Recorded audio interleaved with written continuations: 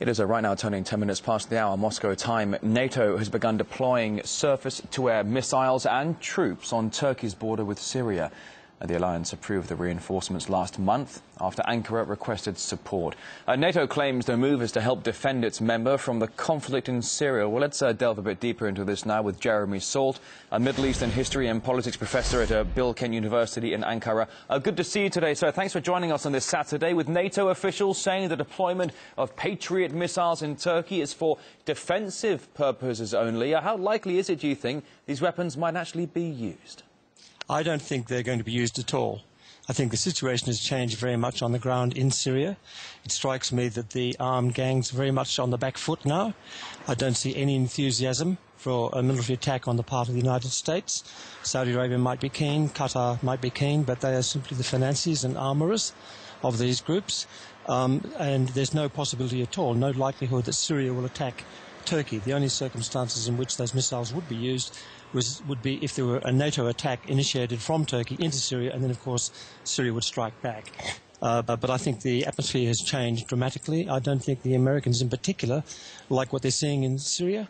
They have Afghanistan very much in mind when they supported the Muhajirin to fight the Soviet Union, and then when that was over, Al-Qaeda, as the Muhajirin had turned into Al-Qaeda, turned against them. And I think they're frightful of the same thing happening in Syria. Well, certainly NATO has been saying that these missile batteries will not be used, the troops will not be used, as you said. But I must say it's quite refreshing to actually have a sense of optimism in what you're saying here. Moscow has said the deployment of missiles will only build tension in the region, with Syria possibly seeing this as a provocation. How do you see it?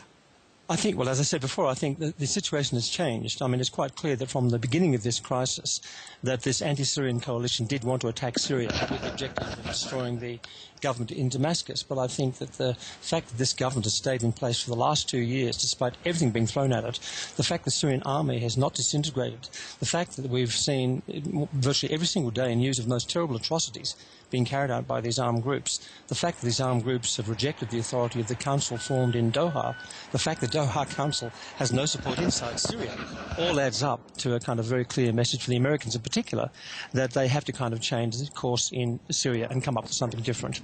And I think that's now in the process. Well, you say it may be now in the process of the West changing its stance on Syria. Certainly we've been having Christmas lately and the holiday time, and there seems to be a bit of a slowing down of the story, certainly over the past month or so. But it's intriguing that you say, perhaps, that certain Western powers are now perhaps realising that the rebels, these fractured rebel groups they've been supporting, perhaps are the wrong groups to be supporting in the first place. Well, they've used them as a bludgeon. They used them as a bludgeon against the government in Damascus. And the fact is that they now have to contemplate the possibility, which I think is a very remote one, that they'll actually take power. And if they did that, we know that their agenda is not the same as the agenda of the United States, that they are fundamentally anti-democratic, anti-Western, and they could then become a threat to Western interests across the region. And, of course, there'd be a risk of blowback inside Turkey and other neighbouring countries.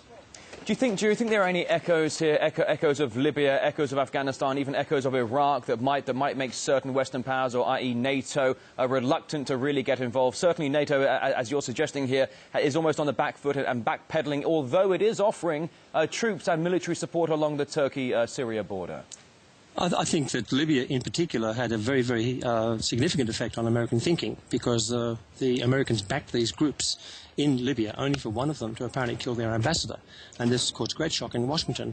So when the Americans look at this situation, and we know that there are voices inside NATO that are keen for action, the NATO Secretary General, Anders Fogh Rasmussen, is one of them. We know that Britain and France, talk in a fairly belligerent fashion. But the key to the situation is in Washington.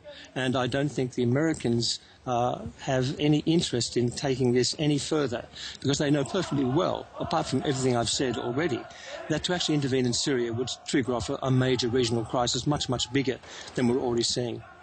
All right, and just my final question here. I'm running a bit low on time. I do ask for your patience here, but a Syrian journalist has died today of wounds sustained in a rebel attack. Opposition fighters have increased sniper attacks and abductions of journalists. Is it possible, do you think, that NATO is concerned about the actions of the right side?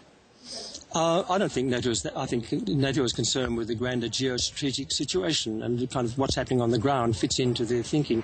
And the morality of what's going on, I don't think is a huge issue for them.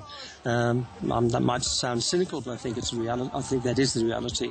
And so these individual episodes, and we've seen many, many of them, we see that when the Syrian government is accused of doing something, it's always played up. We see when the rebels do something, it's always played down. So there's a grand game being played. And as I said, I think that the United States in particular is evaluating the situation in a very different way now from a few months ago. And they're the key player in this. All right, Jeremy Salter, Middle Eastern History and Politics Professor at Bilkent University, Ankara. Thank you very much for joining us on RT today. A pleasure. Thank you. Thank you, Rory.